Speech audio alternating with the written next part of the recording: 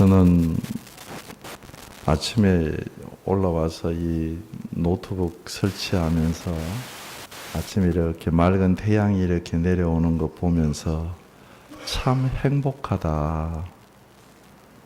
맑은 태양을 누리는 것 참 행복하고, 또 성도들과 함께 하나님 앞에서 이 아침에 예배 드리는 것 참 행복하고, 예배 받으시는 하나님을 우리가 알고 신앙생활한다고 하는 것 참 행복하다. 이런 마음으로 오늘 말씀을 드리려고 합니다. 오늘 말씀의 주제는 여호와의 날입니다. 여호와의 날이 가까이 왔다. 먼저 하박국의 얘기를 먼저 하고, 하박국서 1장 2절 4절에 보면 하박국이 하나님께 부르짖어요. 하나님, 내가 부르짖어도 주께서 듣지 아니하시니 어느 때까지 그렇게 하시겠습니까? 내가 강포로 말미암아 외쳐도 주님이 구원하지 아니하시니 주님, 어떻게 해서 내 눈앞에 늘 죄악이 보이고 패역을 내 눈으로 보게 하십니까? 겁탈과 강포가 내 앞에 있고 변론과 분쟁이 늘 내 앞에서 일어나고 있습니다. 하박국 1장 4절, 이러므로 율법이 해이하고 정의가 시행되지 못하오니 악인이 의인을 애워싸서 정의가 굽게 행하여 짐이니라. 하박국은 자기 나라가 바벨론에 의하여서 멸망당하는 것을 지금 보고 있는 겁니다. 그래서 하나님께 질문을 해요. 하나님, 아무리 이스라엘이 타락해도 우상 숭배해도 간음을 해도 제사 드리지 않습니까? 예배 드리지 않습니까? 선지자가 있지 않습니까? 하나님을 그래도 알고 있지 않습니까? 하나님, 아무리 악해도 저 이방인 바벨론보다 더 악하겠습니까? 하나님, 저 이방 바벨론은 우상을 섬기고 하나님도 모르고 하나님도 인정하지 못하고 강포와 포악으로 이 대륙 전체를 지배하고 있지 않습니까? 어떻게 악인이 상대적으로 의로운 의인인 우리 유다를 징벌할 수 있습니까? 그 강포를 제가 어떻게 볼 수 있습니까? 하고 하나님께 부르짖어 기도합니다. 그게 억울한 거예요. 악인이 악인에게 그래도 상대적으로 자기가 의로운 일을 하는데 악을 당하는 것, 그게 억울한 거예요. 혹시 인생길을 사시면서 억울한 일을 당해보셨습니까? 정말 억울하다. 이건 정말 너무 억울해서 정의가 실현되지 못하고 정의가 무너지는 일이다.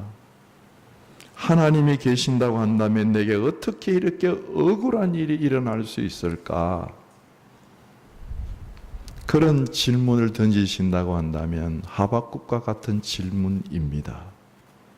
혹시 이런 문제로 하박국과 함께 씨름한다고 한다면 오늘 본문은 이런 문제의 대답이 될 수 있습니다. 혹시 이런 문제가 없다고 할지라도 우리가 앞으로 살아가다가 보면 억울한 일 당할 때 있지 않겠습니까? 그럴 때에 우리는 오늘 본문 말씀을 통해서 미리 대답할 답변을 가질 수가 있다는 말씀입니다. 이제 본문으로 들어가기 전에 큰 그림, 이사야서 13장부터 23장까지 전체 그림은 열국, 그러니까 모든 이 세계 나라들을 하나님이 심판하신다고 하는 말씀입니다. 13장, 14장에서는 바벨론을 심판하시고 14장에서는 블레셋을, 그리고 15장, 16장에서는 모압을, 17장 18장에서는 다메섹을, 19장 20장에서는 애국과 구스, 21장에서는 또 바벨론, 두마, 에돔을 얘기합니다. 아라비아. 22장에서는 예루살렘, 23장에는 두로. 그러니까 이런 여러 나라들에 대한 심판을 말씀하시는 중에 오늘 13장, 14장에서 바벨론에 대한 심판을 말씀을 하고 계시는 것입니다.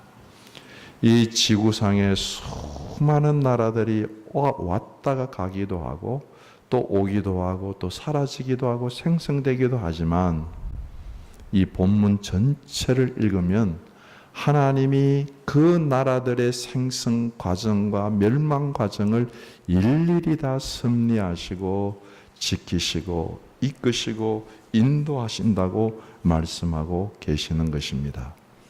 13장 14장은 표제어 1절에 보면 바벨론에 관한 경고라고 해서 바벨론에 대한 이야기이지만 어떤 의미에서는 세계 제국 전체에 대한 이야기이고 세계 제국에 속한 한 개인에 대한 예언으로까지 이야기할 수가 있는 것입니다.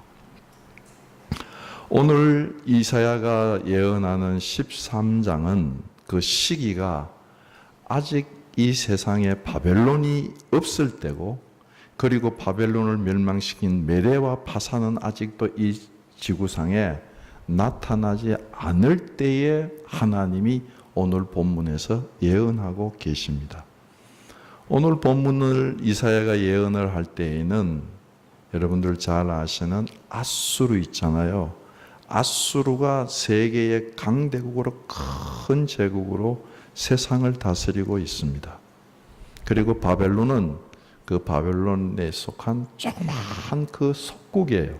아직 명함도 역사의 명함도 못 내미는 그런 조그마한 속국이에요. 아수르예요. 그런데 오늘 본문에서 하나님께서 그 바벨론이 아수르를 무너뜨리고 큰 제국을 건설할 것이고 마침내는 그 바벨론이 유다를 공격해서 포로로 잡아갈 것이고 그리고 난 연후에 다시 메대와 파사 페르시아가 일어나서 바벨론을 멸망할 것을 13장에서 말씀을 하고 계시는 것입니다. 13장을 쭉 읽어 나갈 때에 그리고 구약 성경 전체를 읽어 나갈 때에 중요한 주제 중에 하나가 여호와의 날입니다. 이것이 예수님의 재림과도 연관되는 날인데 거기까지는 오늘 제가 말씀을 못 드리겠고 그냥 여호와의 날만 말씀을 드리려고 합니다. 여호와의 날, 여호와의 날은 2절부터 5절까지 보면 13장 2절에서 5절에 보면 하나님이 하나님의 군대를 일으키는 날입니다. 바벨론을 멸망시키려고요. 한마디로 얘기하면 하나님이 거룩한 자들을 일으켜서 메대와 파사를 얘기합니다. 하나님께서 그 군대를 검열하시고 그 군대를 통하여서 하나님의 진노를 이 땅에서 다 풀어놓으시고 온 땅을 멸망시키려 함이라 5절에서 말씀을 하고 계시는 것입니다. 바벨론을 멸망시키기 위하여서 하나님이 군대를 일으키시는 모습을 2절에서 5절에 말씀을 하시고 6절부터 12절까지는 저희들이 본문을 읽었던 말씀인데 이건 하나님이 군대를 일으키셨다가 이제는 바벨론을 공격하는 모습을 말씀하고 계십니다. 중심이 우리가 두 번 읽었던 11절이에요. 여기 안 나오네요.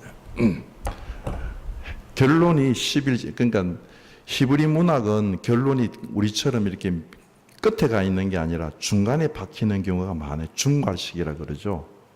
그래서 11절이 결론입니다. 왜 하나님이 군대를 일으키시고 왜 하나님이 바벨론을 멸망시키기 위하여서 그렇게 공격을 하시느냐? 그게 11절이에요.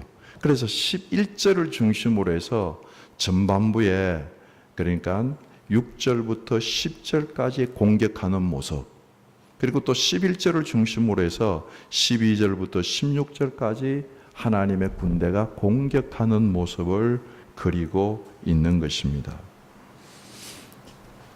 굉장히 6절부터 아주 강력하게 시작하지요. 애국할지어다. 전쟁이 나서 사람들이 죽으니까 애국할지어다. 여호와의 날이 가까웠다. 예? 가까이 온 하나님의 날을 말씀하시면서 전능자에게서 멸망이 임할 것이미로다. 7절 모든 손이 힘이 풀리고 각 사람의 마음이 녹을 것이고 8절 그들이 놀라며 괴로움과 슬픔에 사로잡혀서 해산이 임박한 여자같이 고통을 당할 것이고 서로 보고 놀라면서 얼굴이 불꽃처럼 타오를 것이고 9절 보라 여호와의 날 곧 하나님이 잔혹해 분내고 맹렬하게 노하는 날이 이르러 땅이 황폐하여 그 중심에 죄인을 멸하시리니 죄인을 멸하시는 날이에요. 하늘의 별들과 별 무리가 그 빛을 내지 아니하며 해가 돋아도 어두우며 달이 그 빛을 비추지 아니할 것이로다. 빛이 없어지는 깜깜한 진노가 임할 것을 말씀하십니다. 왜 이렇게 하나님이 전쟁을 일으키십니까? 그 해답이 11절이에요. 그 이유는 내가 세상의 악과 악인의 죄를 벌하며 교만한 자의 오만을 끊으며 강포한 자의 거만을 낮출 것이며 바벨론 제국의 영은 한마디로 이야기하면 악이고 교만입니다. 하나님이 거룩한 군대를 일으켜서 이 땅에 전쟁을 일으키는 정당성이 어디에 있습니까? 그게 11절이에요. 바벨론이 악하고 바벨론이 교만해서 하나님이 군대를 일으켜서 그 나라를 치신다는 것입니다. 이건 바벨론뿐만 아니라 바벨론 제국에 속해 있는 각 개인에게도 한 개인이 악하고 교만하면 하나님이 치신다는 말씀입니다. 계속해서 11절 후반부에도 하나님이 공격하는 모습을 말씀하십니다. 13장 12절에 보면 이제 전쟁이 나서 사람이 많이 죽었기 때문에 내가 사람을 순금보다 희소하게 하며 인생을 오빌의 금보다 희귀하게 하리로다. 그러므로 나 만군의 여호와가 분하여 맹렬히 노하는 날에 하늘을 진동시키며 땅을 흔들어 그 자리에서 떠나게 하리니 그 바벨론 사람들이 전쟁의 패배에서 쫓긴 노루나 그리고 양같이 흩어져서 자기 고향으로 피하여 도망가지만 고향으로 가서 이제 살았다. 겨우 전쟁터에서 내가 살았네. 그러는데 그 고향 땅에서 창에 찔리고 칼에 찔려서 죽을 것이다. 그리고 그 가정에서 자기들이 보는 눈앞에서 자기의 어린 아이들이 매어침을 당해서 죽고 자기의 아내는 군사들에게 욕보아서 강간당해서 죽고 자기 집은 노략당하는 것을 보면서도 아무런 힘이 없이 무차별적으로 당한다. 그렇게 말씀하십니다. 왜 이렇게 하신다고요? 11절입니다. 그게 결론이고 핵심이에요. 하나님이 이렇게 하셔도 정당하신 이유가 무엇입니까? 그게 11절이에요. 11절 내가 세상의 악과 악인의 죄를 벌하며 교만한 자의 오만을 끊으며 강포한 자의 거만을 낮출 것이다.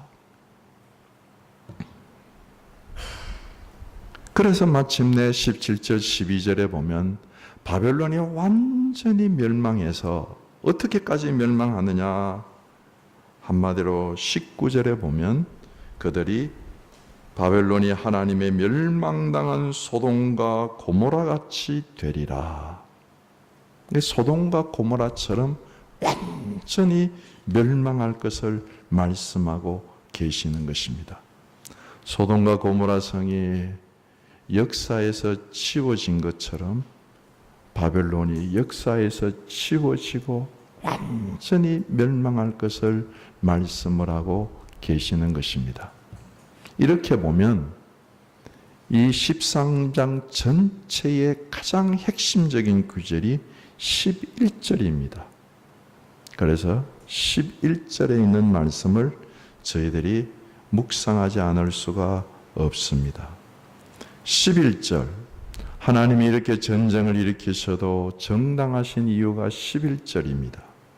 11절에 보면 내가 세상의 악과 악인의 죄를 벌하며 교만한 자의 오만을 끊으며 강포한 자의 거만을 낮출 것이며. 교만입니다. 교만은 악이에요. 교만은 오만한 것이고 거만한 것입니다. 교만은 인류가 가지고 있는 가장 보편적인 죄악이에요. 누구나 다 교만하기 때문에 자기가 교만한 것을 모른다고 하는 것이 교만의 특징입니다. 목사님도 교만하십니까? 그렇습니다. 예, 저도 교만에 깊이 물들어 있는 사람입니다.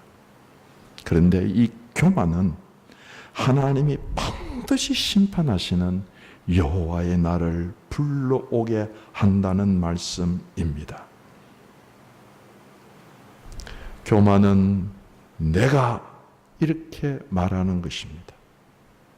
교만을 한번 제가 말씀을 드렸는데 팀 켈러라고 하는 목사님은 우리가 이 도심에 있다가 시골에 가면 그 맑은 공기가 좋아가지고 하고 이렇게 해가지고 공기를 확 빨아들여가지고 흡파에 그 흡파 꽈리를 이렇게 크게 부풀리지 않습니까?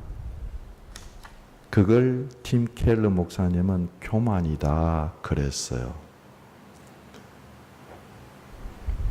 자신의 적정한 크기보다 도가 넘치게 지나치게 자기를 부풀려서 우쭐대고 있는 것, 고무풍선을 푹 부는 것, 그걸 교만하다 그렇게 말씀을 하셨어요.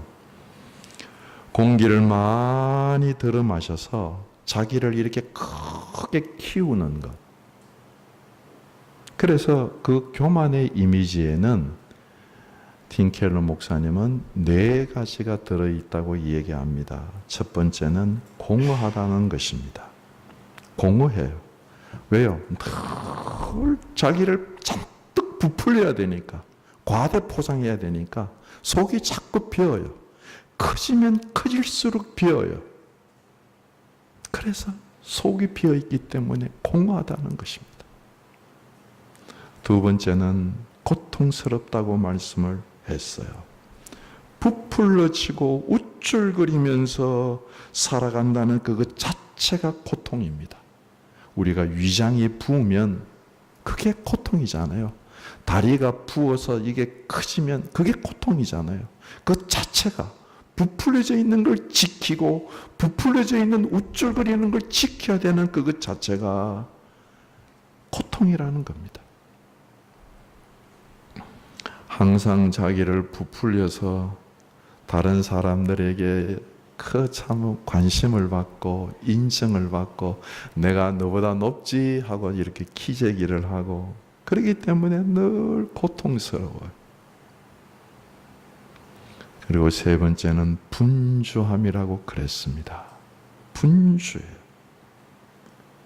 왜 분주합니까?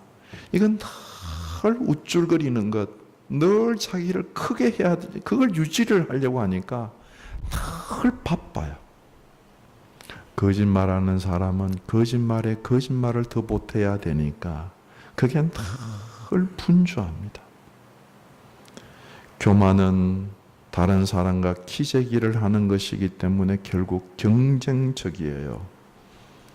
사람은 자기가 돈이 많은 것, 지식이 많은 것, 잘생긴 것 자랑한다고 하는데 틴켈러 목사님은 그게 아니라 다른 사람보다 돈이 많은 것, 다른 사람보다 지식이 많은 것, 다른 사람보다 자기가 더 예쁜 것, 그걸 자랑하는 것. 그러니까 다른 사람하고는 늘 비교를 하기 때문에 늘 분주해요.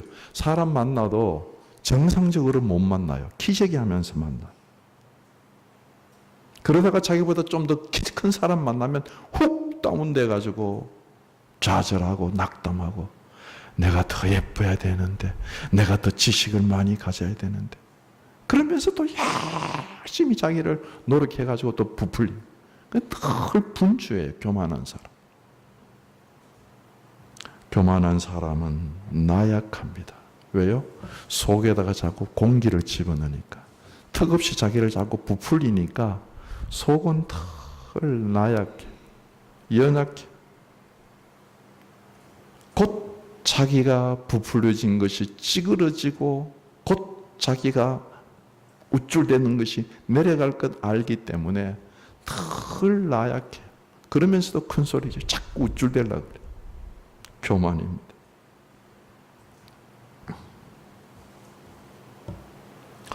이런 얘기 많이 들어보셨죠? 저는 할머니한테 이런 얘기 참 많이 들었어요, 어릴 때. 황소하고 개구리 얘기요. 들어보셨죠? 이렇게 몸집 큰 개구리가, 항상 자기가 몸집 큰 개구리라서 우두머리가 돼가지고 개구리 무리들을 다스리고 있었어. 그런데 개구리들이 한 날 가다가 황소를 봤어.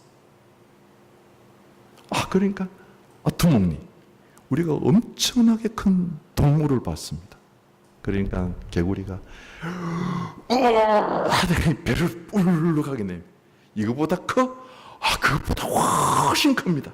그래? 배를 또 내었어요. 이거보다 커? 그것보다 훨씬 더 커. 그래? 그러다가 어떻게 됐다고요? 예, 뻥 하고 터져서 죽었다는 겁니다. 그게 교만입니다. 그게 나약해.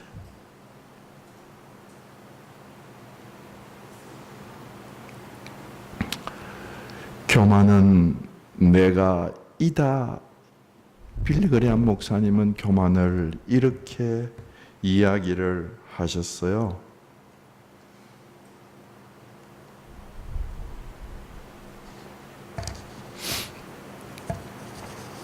개구리들이 모여가지고 참 개굴개굴 노래하면서 같이 지내고 있는데, 그 위에 학이 이렇게 휴하게 학이 날아다녀요.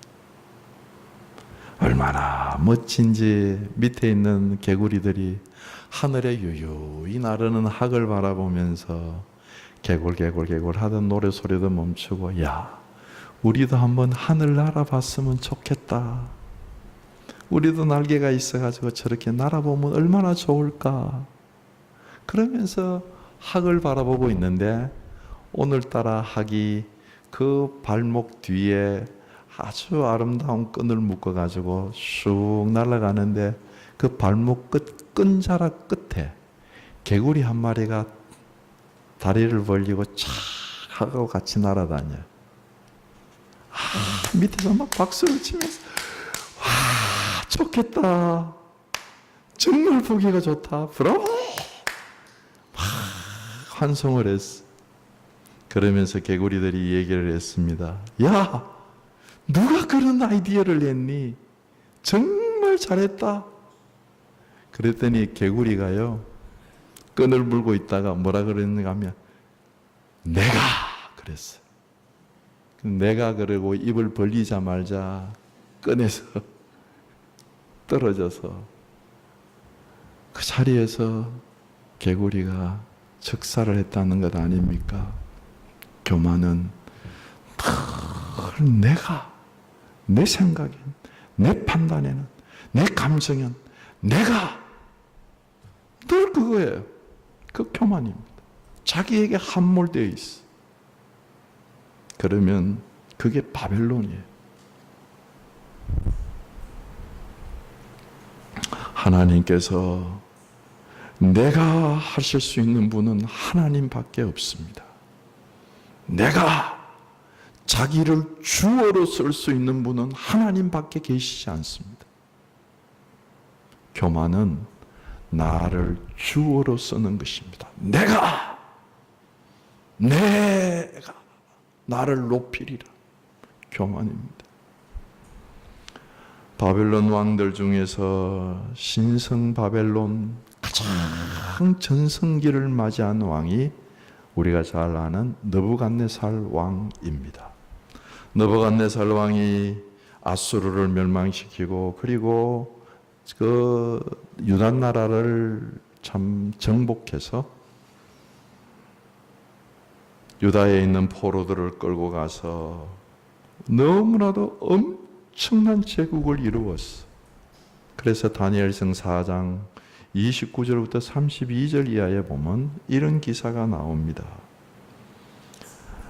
느부갓네살이 자기 왕궁을 이렇게 거니면서 자기 왕궁 밑에 있는 그 엄청난 도시들을 바라보고 있는 거예요.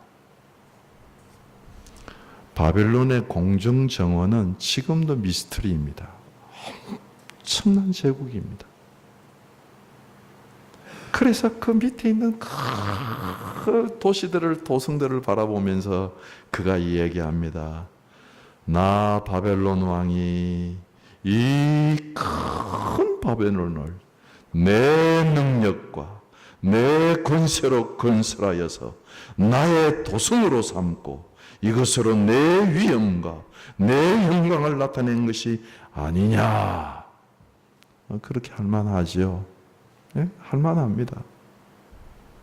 그런데 4장 31절에 보면 그 말이 자기 입에서 다 뱉어지기도 전에 하늘에서부터 음성이 들리면서 느부갓네살 왕아 내게 말하노니 나라의 왕위가 내게서 떠났느니라.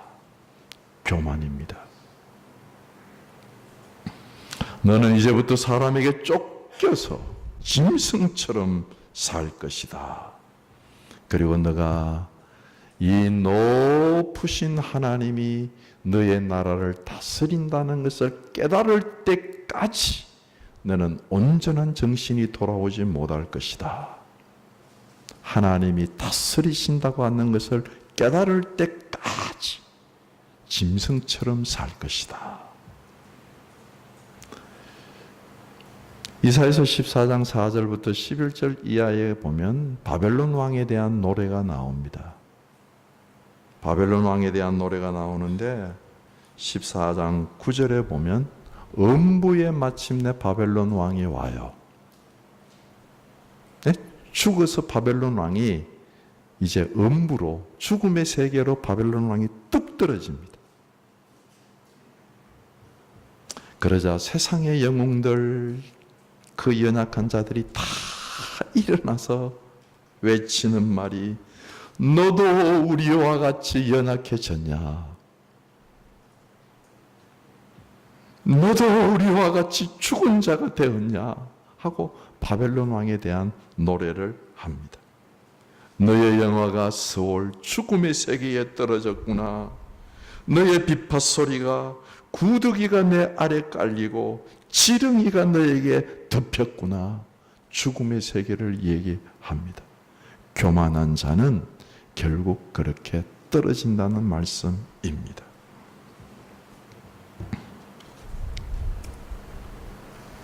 사랑하는 성도 여러분, 잘 아시죠? 베드로전서 5장 5절에 보면 하나님은 교만한 자를 대적하시고 겸손한 자에게 은혜를 주시느니라. 하나님께 겸손한, 하나님을 높이시는 겸비한 자들이 되기를 주께서 원하실 줄로 믿습니다. 마지막으로 세 번째, 그러면 그렇게 억울한 일을 당하던 이스라엘 나라 백성들, 바벨론에게 그렇게 참 포로로 잡혀가고 멸망을 당했던 그 하나님의 백성들은 어떻게 됩니까? 그럴 때 14장 1절 2절이 답을 하고 계시는 것입니다. 이사야서 14장 1절 2절에 보면 여호와께서 야곱을 긍휼히 여기시며 이스라엘을 다시 택하여서 그들을 땅에 두시리니 낙원에 든 자가 야곱의 족속과 연합하여 그들에게 예속될 것이고 민족들이 그들을 데리고 그들의 본토로 돌아오리니 이스라엘 자손들이 여호와의 땅에서 하나님이 여호와의 땅으로 그들을 다시 회복시키셔서 그들이 그 여호와의 땅에서 노비를 얻고 전에 자기를 사로잡았던 자들을 사로잡고 자기를 압제하던 자들을 주관하리라. 그렇게 말씀하십니다. 무슨 말씀이십니까? 억울한 일로 악함을 당했지만 하나님의 백성은 하나님이 다시 긍휼하심을 잊고 다시 택하심을 잊고 본토로 돌아와서 하나님의 백성이 마침내는 승리할 것을 말씀하고 계시는 것입니다. 바벨론은 멸망당하면 다시 회복함이 없습니다. 바벨론은 멸망하면 다시 일어나지 못합니다. 그러나 의인은 7번 넘어져도 8번 일어날 수 있는 힘을 하나님이 주시는 줄로 믿습니다. 우리는 하나님을 겸손하게 의지하셔야 합니다. 겸손하게 하나님을 의지하면서 인내로 여호와의 날을 기다려야 합니다. 소망 중에 우리는 인내를 하셔야 합니다. 우리가 이미 암송하지 않았습니까? 우리가 환난 중에도 즐거워하나니. 로마서 5장. 어떻게 환난 중에 즐거워합니까? 환난 중에 즐거워하실 수 있습니까? 환난 중에도 하나님의 손길이 있기 때문에 즐거워하는 것.